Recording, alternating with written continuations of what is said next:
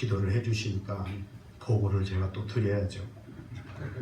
저 파주에 조리읍에 봉일산 봉천 초등학교 이제 4학년 한 달 했습니다. 지난주 금요일날 한 달 끝마쳤어요. 근데 교감생이 올라오셔서 6학년의 선생님이 친정 아버지가 대장암에 걸려가지고 간병차 휴직을 해서 간병을 하고자 한다 해가지고 내일서부터 다음 해 2월 28일까지 9개월 동안 계약을 맺었어요. 그런데 교황선생님께서 하시는 말씀, 이분이 아버님이 돌아가신다면 학교로 빨리 복귀하기를 원하신다면 어떻게 하죠? 묻더라고요. 그러면 더 오시게 하시라고 그냥 그런 말씀을 드렸습니다. 하는 것도 주님의 뜻이요. 중간에 또 그 선생님이 부모님을 위해서 그렇게 한 건데 얼마나 또 감사한 일입니까? 이런 곳에서 제가 고집해오고 제 이익을 챙긴다면 그리스도 향기가 바라지 않는 것 같아서 언제든지 저는 괜찮습니다 라고 말씀을 드렸어요. 6학년은 학생들인데 제가 이틀, 3일, 4일 그런 것은 고양시에서 여러 번 해봤지만 9개월 동안 걔들과 같이 있는다는 거 글쎄요, 마음의 준비를 단단히 하고선 이것저것 생각하고 있으면 잘 감당할 수 있기를 기도 부탁드립니다. 네. 감사하는 뜻에서 아마 집사람이 또 맛있는 거 준비해서 드린다고 그럴 것 같아요. 안 하셔도 돼요. 원래 이렇게 감사한 일은 나누는 게 하나님께 기뻐하시는 거죠.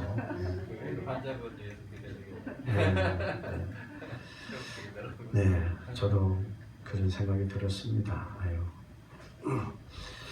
오늘은 13장 1절부터 3절까지 같이 읽었습니다만 출애굽의 감격. 인간이 그래요. 어떠한 감격함이 하나님께서 10가지 재앙을 애굽에서 내려주셔서 그 종되었던 그러한 삶에서 자유롭게 살기 위해서 우리를 이끌어 가시는데 얼마나 감사합니까? 근데 이스라엘 백성들 조금 지나니까 어떻게 되어가는지요. 우리 또 13장 14장을 통해서 한번 살펴보기로 합니다. 애굽에서 나온 후에 몇 가지 명령을 주셨는데 아직은 율법 전체를 다 정비한 그런 때가 아닙니다. 우선 몇 가지를 지시하고 명령하셨습니다.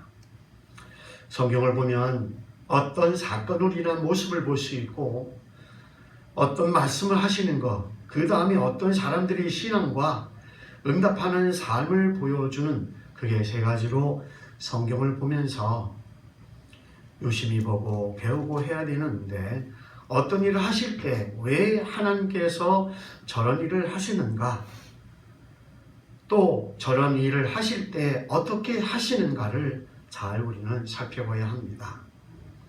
애굽에서 초티생은 사람이든 동물이든 다 죽었다고 되어 있습니다. 그래서 여호와께서 모세에게 이르십니다. 이스라엘 자손 중에서 사람이나 짐승을 막론하고 태에서 처음 난 모든 것은 다 거룩히 구별하여 내게 돌리라. 이는 내 것이니라 하시니라. 초티생 중에서 암컷은 아니고 수컷을 하나님께 드리는 것입니다. 모세가 백성에게 이릅니다. 너희는 애굽 곧 종되었던 집에서 나온 그 날을 기념하여 유교병을 먹지 말라. 여호와께서 그 손이 권능으로 너희를 그곳에서 인도해 내셨음이니라. 여기서 기념한다는 말은 잊지 않는다는 것이 되겠죠. 마음속에 항상 기억하고 있어야 된다는 것이라고 할 수 있습니다. 하나님께서 백성들에게 잊지 말아야 할 것을 기념하고 기록하게 해서 그것을 교육하는 목적이 무엇이냐면 하나님께서 베푸신 은혜를 잊지 않게 하시는 것입니다. 사람이란 그래요. 뭔가 좀 편해지면 그 환난과 핍박 가운데서 우리를 인도하신 그 하나님의 크신 은혜를 쉽게 잊어버립니다. 아비벌 이날에 너희가 나왔으니 우리는 보통 1월, 2월 이렇게 합니다만 이스라엘은 봄이 오는 달 이런 식으로 한다고 그래요. 우리의 경우는 3월 30일이고 이스라엘은 아마 1월로 6월절 저녁이 되는 것 같습니다. 여호와께서 너를 인도하여 가나안 사람과 헷 사람과 아모리 사람과 히위 사람과 여부수 사람이 땅 곧 내게 주시려고 네 조상들에게 맹세하신 바 젖과 꿀이 흐르는 땅에 이르게 하시거든 너는 이 달에 이 예식을 지켜서 7일 동안 1회 동안 무교병을 먹고 7째 날에는 여호와께 절기를 지키라. 1일 동안에 무교병을 먹고 유병을 내게 보이지 아니하게 하며 내 땅에서 누룩을 내게 보이지 아니하게 하라. 너는 그날에 내 아들들에게 보여 이르기를 이 예식은 내가 애굽에서 나올 때에 여호와께서 나를 위하여 행하신 일로 말미암음이라 하고 이것으로 내 손이 기어와 내 미간이 표를 삼고 여호와의 율법이 내 입에 있게 하라. 이는 여호와께서 강하신 손으로 너를 애굽에서 인도하여 내셨음이니. 여기서 보면 율법이란 말이 신구약 통틀어서 처음 나오는 곳이 되겠죠. 해마다 절기가 되면 이 규례를 지킬지니라. 하나님께서 그 6월절 이스라엘 백성들이 그 애굽에서 바로의 종되었던 곳에서 구해내신 그 은혜를 잊지 말라는 말이죠. 기념하게 하고 기억하게 하고 교육하게 하는 일종의 문화 명령이다 라고 볼 수 있겠습니다. 여기서 문명과 문화 두 가지가 우리는 생각이 날 텐데요. 문명은 옛날에는 자동차가 없었죠. 비행기가 없었죠. 텔레비전이 없었죠. 이런 것이 문명 쪽이라고 보겠고 문화라는 것은 어떠한 그 정신적인 그러한 내용들이라고 보겠습니다. 하나님께서 지키라는 첫 번째 절기가 이 6월절입니다. 이스라엘 달력으로 하면 1월 14, 15일 정도 되겠습니다. 여호와께서 너와 네 조상에게 맹세하신 대로 너를 가나안 사람의 땅에 인도하시고 그 땅을 내게 주시거든 너는 태에서 처음 난 모든 것과 내게 있는 가축의 태에서 처음 난 것을 다 구별하여 여호와께 돌리라. 수컷은 여호와의 것이니라. 초태생이면서 수컷은 하나님께 돌리라는 것입니다. 왜일까요? 좀 의기소침해집니다. 수컷은 가치가 없대요. 암놈은 어떻게 합니까? 새끼를 낳는데 수컷은 그냥 잡아먹는 거죠. 이런 것을 보면 하나님께서 인간이 살아가는 데 있어서의 여러 일들에 대해서 배려를 엄청 많이 하시는 것 같습니다. 나귀의 첫 새끼는 다 어린 양으로 대속할 것이요 그렇게 하지 아니하려면 그 목을 꺾을 것이며 내 아들 중 처음 난 모든 자는 대속할지니라. 나귀는 거룩한 동물이 아니죠. 그러니까 양으로 대속을 합니다. 또한 나귀는 일을 하는데 유용해 되니까 아까워하거든 어린 양으로 대속할 것을 말씀하시면서 대속으로 바친다는 것이 몸에 배게 하는 것이죠.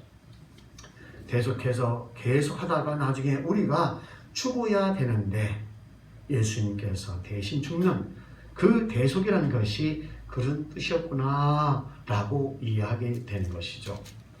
애굽에서 이스라엘 백성이 장자는 하나님의 은혜로 죽지 않고 살았기에 전부 하나님의 것으로 이해했지만 나중에 궁극적으로 이해될 때는 우리가 죽어야 마땅한데 예수님이 대신 죽어서 이 septem물로 대속이 되셨다 하는 곳까지 가서야 이 문화 명령의 결론이 된다고 보시겠습니다. 후일에 내 아들이 내게 묻기를 이것이 어찌 됨이냐 하거든 너는 그에게 이르기를 여호와께서 그 손의 권능으로 우리를 애굽에서 곧 종이 되었던 집에서 인도하여 내시세 그때 바로가 완악하여 우리를 보내지 아니하매 여호와께서 애굽 나라 가운데 처음 난 모든 것은 사람이 장자로부터 가축의 처음 난 것까지 다 죽이셨으므로 태에서 처음 난 모든 수컷들은 내가 여호와께 제사를 드려서 내 아들 중에 모든 처음 난 자를 다 대속하리니 라는 것을 가르치라는 것이죠. 16절입니다. 이것이 내 손의 기호와 내 미간의 표가 되리라. 이는 여호와께서 그의 손의 권능으로 우리를 애굽에서 인도하여 내셨음이니라 할지니라. 여기까지가 유월절과 무교봉에 대한 문화 명령입니다. 17절부터 또한 사건이 이어집니다.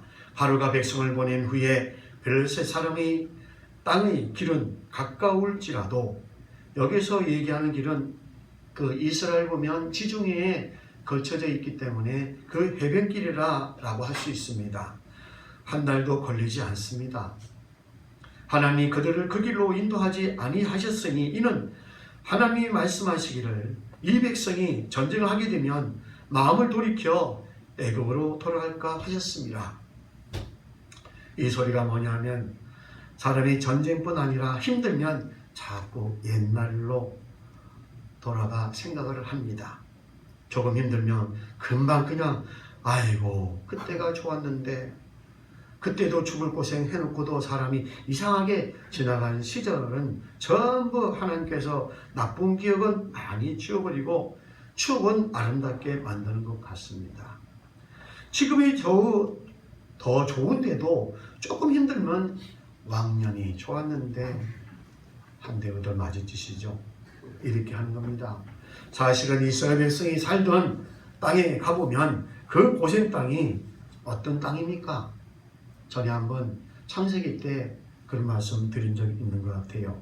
너무너무 좋은 땅 아닙니까? 비료를 안 줘도 거름이 풍부하기 때문에 곡식들이 너무 잘 되는 겁니다. 곡식이 너무나 잘 돼서 넘쳐서 타이죠. 그곳에서 400년 이상 살았는데 바로의 무슨 그 혹독한 사역은 힘들었지만 살던 땅은 정말 너무너무 비옥한 땅이었습니다. 그러니까 힘든 땅을 본다든지 어려운 바로 그곳으로 도망갈 수 있는 거죠. 그래서 그 해변길로 가지 않고 거꾸로 좀 내려와서 바다를 건너가게 하는 것입니다. 왜 바다를 건너게 하느냐 하면 뭘 못하게 만듭니까? 도망 못 가게 하는 거죠. 어차피 이스라엘 백성들은 지도를 모르니까 물 건너왔으면 그 기억 속에 건너갈 수가 없지 않습니까? 건너갈 수 없게 하려고 그런 겁니다. 여기 볼 때 모세는 전쟁을 보면 아마 돌아갈까 싶어서 했는데 그 이상일 거라고 생각이 듭니다.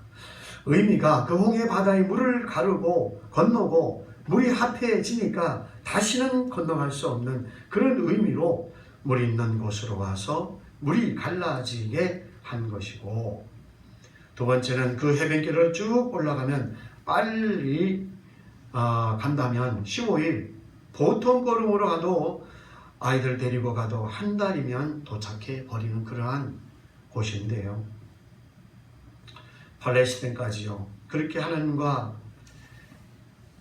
그 관계를 맺어가는 그 기간이 짧아지면 훈련이 안 됩니다. 그래서 하나님께서 상당한 기간 동안 이 광야에서 하나님과 지내면서 하나님과 좀 익숙해져야 된다. 그래서 일부러 호스를 뱅뱅 잡아 돌려가지고 그렇게 하시는 것이죠. 그런 목적이 있습니다. 물론 그런 것은 오래 세월이 지난 후에 우리가 해석하는 것이고 당신은 어디로 가는지 몰랐죠. 모세는 어느 정도 지리를 알았을 것이고 애굽의 그 노예들이 알면 뭘 하겠습니까? 그냥 그런 데로 가는 것이죠. 구름기둥, 불기둥 가는 대로 다시는 돌아갈 수 없다 하는 그런 의미로 그 길로 인도했습니다. 상당한 기간 동안 교제하면서 훈련하면서 교육하면서 갈 수 있는데 하나님께서는 이들이 얼마나 애를 먹일 것인지 알고 계시는 것이었죠. 이래도 안 되면 광야에서 어떻게 됐습니까? 죽는 것입니다. 나이도 많고 말 안 들으면 광야에서 죽도록 해서 가나안에 안 들어가는 것이죠. 그리고 바로 왕의 군대를 괴멸시킬 목적도 있는 것입니다. 이런 가운데 하나님의 영광을 나타낼 것이고 다시는 돌아갈 수 없는 곳을 건넜다 해서 물에서 세례를 받은 것처럼 돌이킬 수 없다는 목적도 있는 것입니다. 하나님께서 하시는 일을 볼 때 어떻게 하셨는가, 왜 그렇게 하셨는가 하는 생각을 하면서 우리는 성경을 읽어봐야 합니다. 나중에 결론까지 그래서 그랬구나 하는 것이 다 보일 때까지 성경을 살펴봐야 된다는 것이죠. 성경을 보면 아무리 어려워도 하나님은 그 모든 어려움 속에서 다 길을 내시고 또 방법이 있다는 것입니다. 그런 것도 하나님과 교제하면서 하나님을 모르다가 광야 생활하면서 하나님에 관하여 많이 알게 되는 것이죠. 이렇게 해서 그 험한 길을 40년간 교제하면서 오니까 두 가지가 드러납니다. 하나님의 전능하심이 그 첫 번째요. 두 번째는 인간이 왜됐다는 겁니다. 좋은 때는 잘 모르나 어려운 일을 겪을 때 사람의 본래 모습이 드러나는 거죠. 그러므로 하나님이 홍해의 광야길로 돌려 백성을 인도하심에 이스라엘 자손이 애굽 땅에서 대열을 지어 나올 때에 모세가 요셉의 유고를 가졌으니 이는 요셉이 이스라엘 자손으로 단단히 맹세하게 하여 이르기를 하나님 반드시 너희를 찾아오시리니 너희는 내 유고를 여기서 가지고 나가라 하였음이더라. 그들이 숲곳을 떠나서 광야 끝 에담에 장막을 치니 여호께서 그들 앞에서 가시며 낮에는 구름기둥 그들이 길을 인도하시고 밤에는 불기둥을 그들에게 비추사 낮이나 밤이나 진행하게 하시니 낮에는 구름기둥 밤에는 불기둥이 백성 앞에서 떠나지 아니하리라. 하나님께서 함께 하심을 보여주시고 또 지키신다는 것을 느낄 수 있고 알 수 있게 하신 것입니다. 그 구름기둥이라는 것은 구름이 그들을 덮지 않으면 뜨거워서 가기가 힘듭니다. 사막의 물의 온도가 보통 50도, 60도, 70도래요. 계란을 갖다가 깨가지고 놔두면 그냥 익어요. 이 정도 된다면요. 삶을 필요가 없어. 그냥 모래 위에 올려놓으면 익어가지고 그냥 껍질만 까면 됩니다.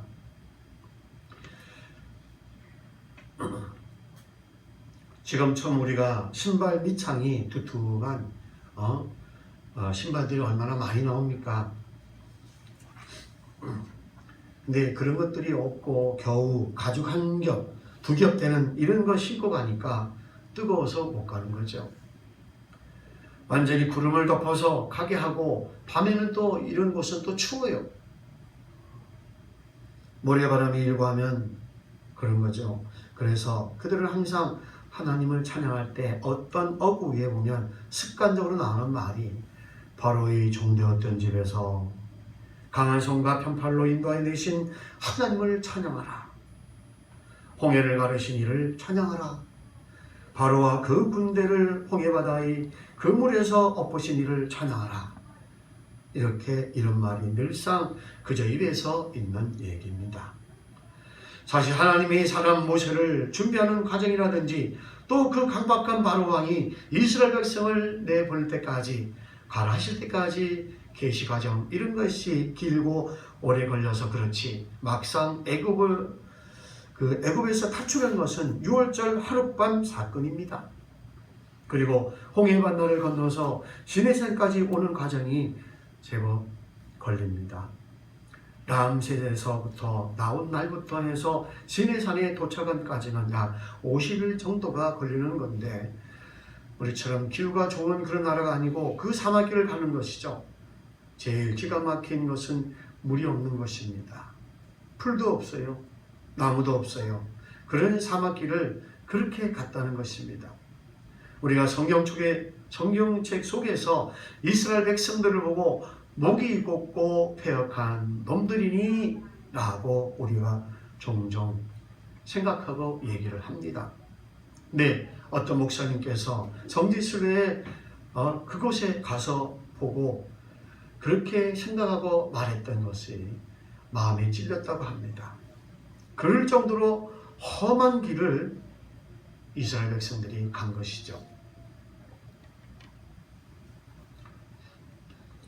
그것도 나중에 50일 가면 끝나는 것이 아니고 40년을 그렇게 그 수르 광야에서 에담 광야로, 에담 광야에서 신 광야로, 신의 광야로, 바람 광야로, 신 광야, 가데스, 바네아 이렇게 해서 다시 또 모압 광야 사막길을 해서 걸어갔던 40년 노정을 쭉 보게 되면 하나님께서 이스라엘 백성들을 거룩한 백성 만들기 위해서 대단한 훈련 코스를 선택하셨다는 겁니다.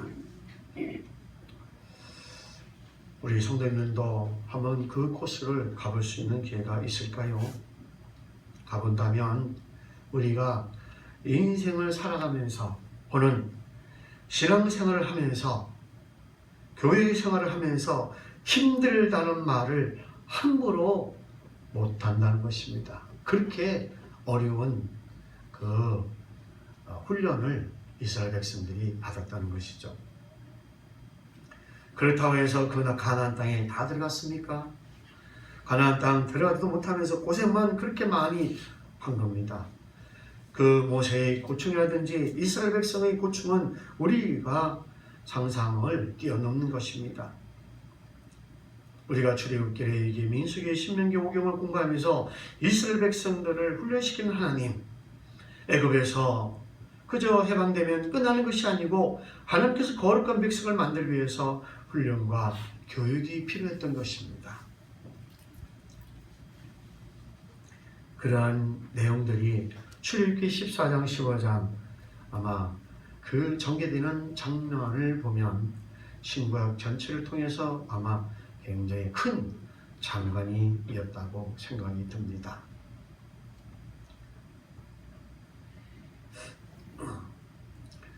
그 지명들은 밝혀지는데 이 비아히롯이라든지 바알스본 하는 홍해를 건너기 직전에 진쳤던 바닷가 거기가 어디쯤인지 그 비아히롯이라는 땅하고 바알스본이라는 땅이 모세가 기록할 때는 유명한 땅 같은데 지금은 그 지명들이 어디인지 찾을 수가 없다고 합니다. 일단 그들이 이 하루 종일 도망쳐 나와서 진을 친 곳은 바다와 믹돌 사이 비아히롯 곧 바알스본 맞은편 바닷가에 진을 쳤습니다. 이것만 가지고는 어딘가 찾아가도 수많은 학자들이 위치 선정을 해보려고 해도 개운치 않습니다. 문제는 그 바로가 이스라엘 자손을 보내놓고 그 하나님에 대한 여호와 하나님에 대한 두려움이 가라앉으니까 또 마음이 강박해져서 추격을 해오는 것이죠. 하나님께서는 다 준비가 된 것이지만 바로의 마음을 강박하게 하기 때문에 바로가 포기하지 않고 또 따라왔던 것입니다. 결국은 하나님께서 그 이스라엘 백성을 끌어내는 것만 아니고 그 따라오게 해서 따라온 사람들을 홍해바다에 쓸어놓고 나서야 하나님이 영광을 받을 것이다. 거기까지 하나님께서 준비된 프로그램이 아닌가.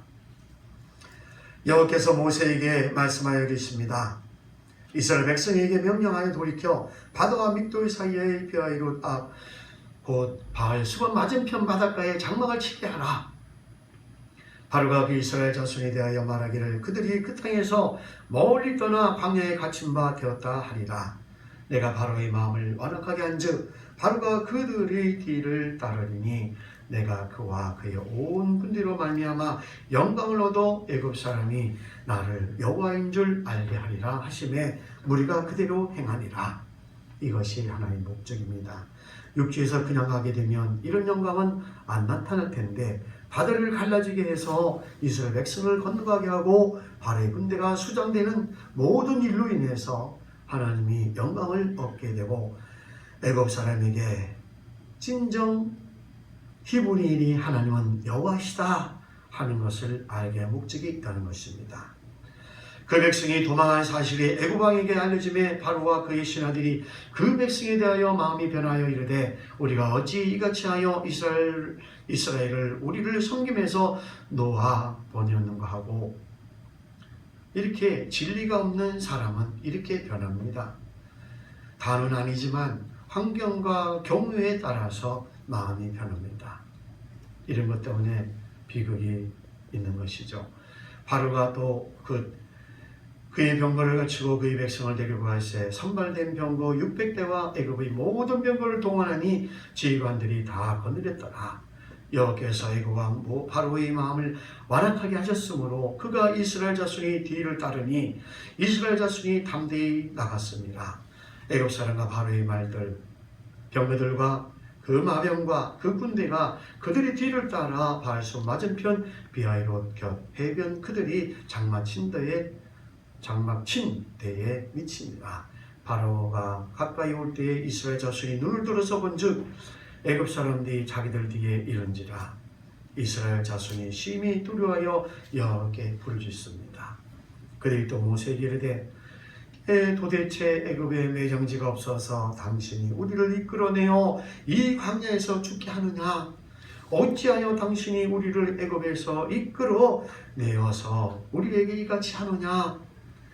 우리가 애굽에서 당신에게 이른 말이 이것이 아니냐? 이르기를 우리를 내버려두라. 우리가 애굽 사람을 섬길 것이라 하지 아니하였더나 애굽 사람을 섬기는 것이 광야에서 죽는 것보다 낫겠노라.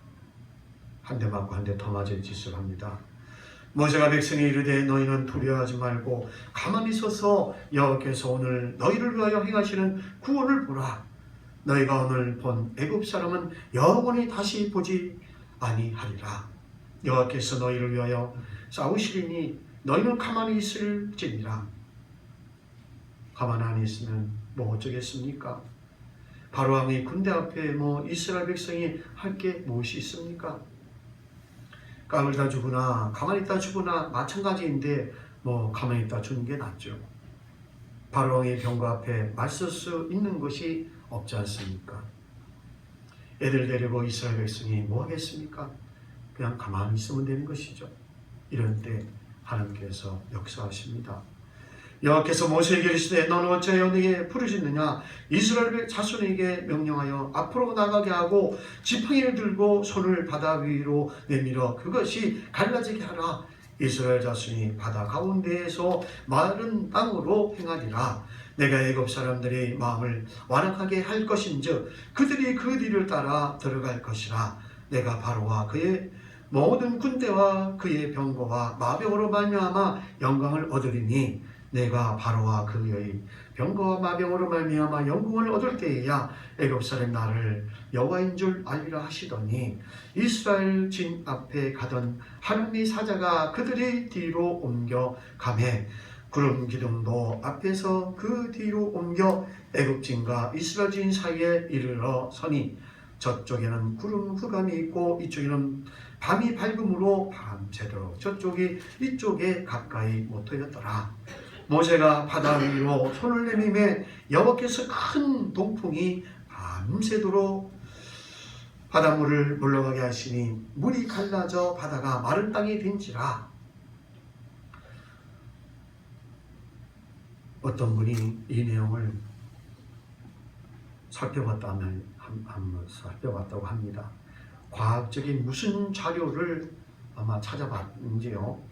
바닷물이 쭉 갈라지고 밀려갈 정도로 큰 바람이, 동풍 바람이 불려면 바람이 풍속이 어느 정도 돼야 하느냐면 시속 380km입니다. 고속도로에서 차는 100km입니다. 이상 돼야 되는데 380km면 이걸 초속으로 바꾸면 105.5m라고 합니다.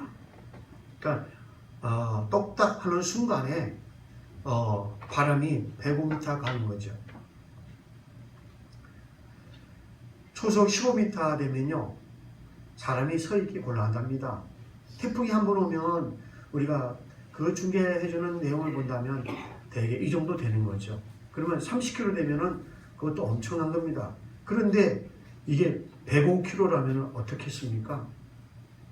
이 정도가 돼야지만 그 바닷물이 밀리고 마른대요. 또 갈라지는 폭도 그 이스라엘의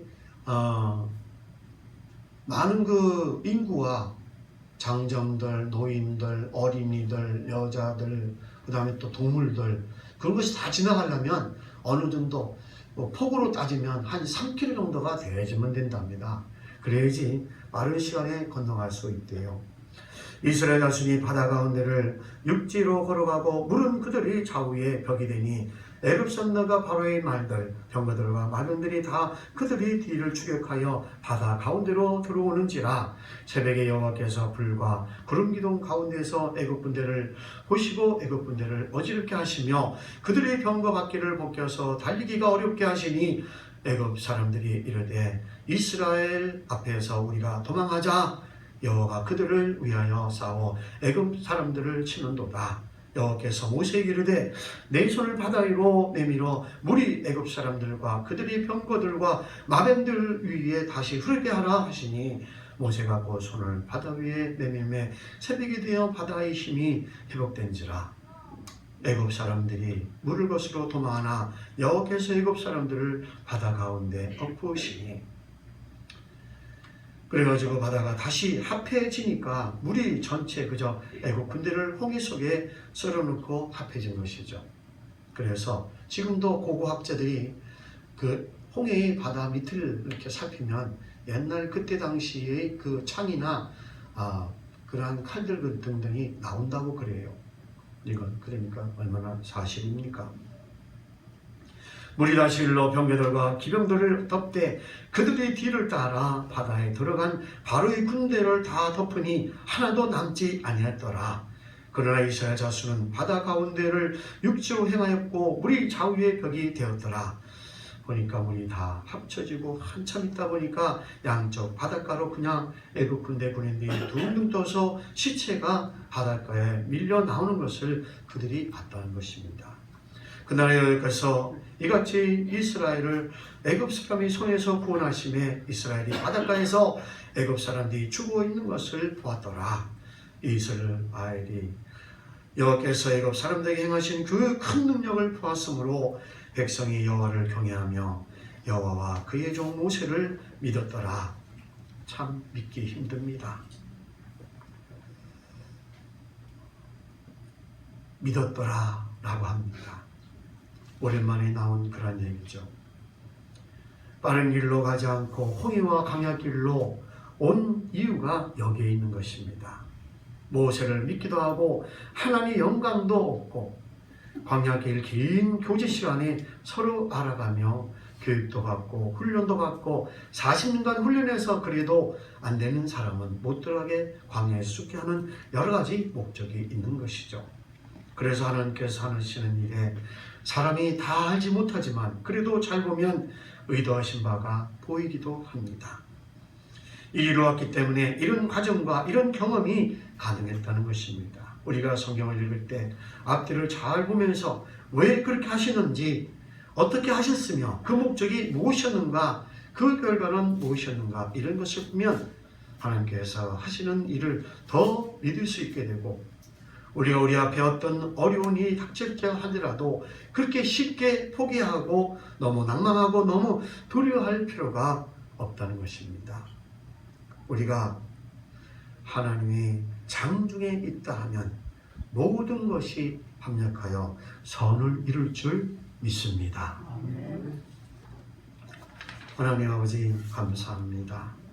이스라엘 백성을 하여금 이 일을 영원히 잊지 않도록 하기 위해서 유월절과 무교절을 명하시고 균형하게 하시고 기억하게 하시고 기록하게 하셨습니다. 우리에게 직접 해당되지 않지만 그래도 하나님께서 하시는 일을 보면서 배워가게 하여 주옵소서. 예수님 이름으로 감사드리며 기도드리옵나이다. 아멘.